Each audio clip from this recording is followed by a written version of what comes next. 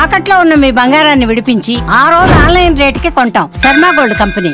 మురళి, నీ దేవుడు వచ్చాడులే Murali.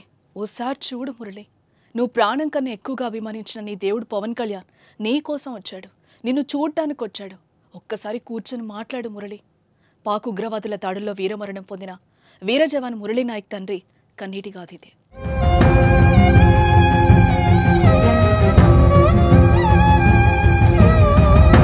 Murali, Lokesh sir Pawan Kalyan sir వచ్చారు, కూర్చున్నారు నీకోసం. లే మురళి, లేస్ సెల్యూట్ కొట్టు మురళి. నాయకులందరూ పిలుచుకుంటే నీవు లేదు, నువ్వు లేస్తాడు మురళి. నిన్నే మురళి ఒకసారి లేచుకుంది నిలబడి మురళి, కూర్చో మురళి.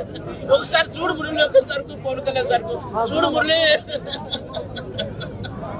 కల్లితండ శోకసంద్రంగా మారింది. అగ్నివీర మురళీ నాయక్ అంత్యక్రియలతో యావత్తు భారతావని కల్లితండ వైపు చూసింది. ఆపరేషన్ సింధూర్లో భాగంగా ఈ నెల 9న పాకిస్తాన్ ముష్కరుల తూటాలకు కశ్మీర్లో అసువులు బాసిన ముడావత్తు మురళీ నాయక్ అంత్యక్రియలు ప్రభుత్వ సైనిక లాంఛనాల నడుమ కుటుంబ పెద్దల సమక్షంలో సంప్రదాయ పద్ధతిలో మృతదేహాన్ని ఖననం చేశారు. అంత్యక్రియలో పాల్గొన్న వారిలో ఎవరిని పలకరించినా భావోద్వేగాలే కనిపించాయి.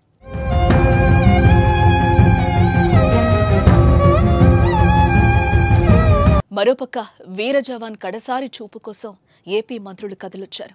మురళీ నాయక్ పార్థివ దేహానికి డిప్యూటీ సీఎం పవన్ కళ్యాణ్, మంత్రులు నారా లోకేష్, సత్యకుమార్ సహా పలువురు మంత్రులు, ఎమ్మెల్యేలు, ప్రజాప్రతినిధులు నివాళులర్పించారు.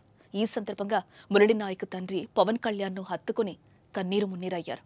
మురళి, నీ దేవుడు పవన్ కళ్యాణ్ వచ్చాడు, ఓసారి లే అంటూ మురళీ నాయక్ తండ్రి విలపించిన తీరు పవన్ కళ్యాణ్ కంట నీరు తెప్పించింది.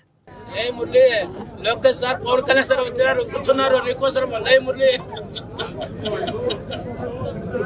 లేస్ సెల్యూట్ కొట్టు మురళి.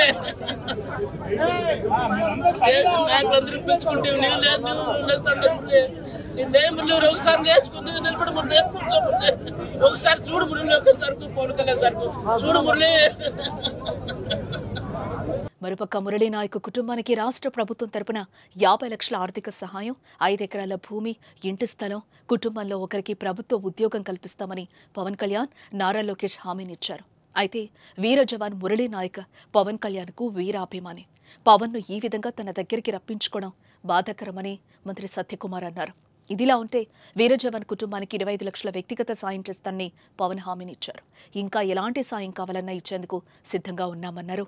మురళీ నాయక్ కుటుంబానికి భగవంతుడు ధైర్యం ఇవ్వాలని పవన్ ఆకాంక్షించారు.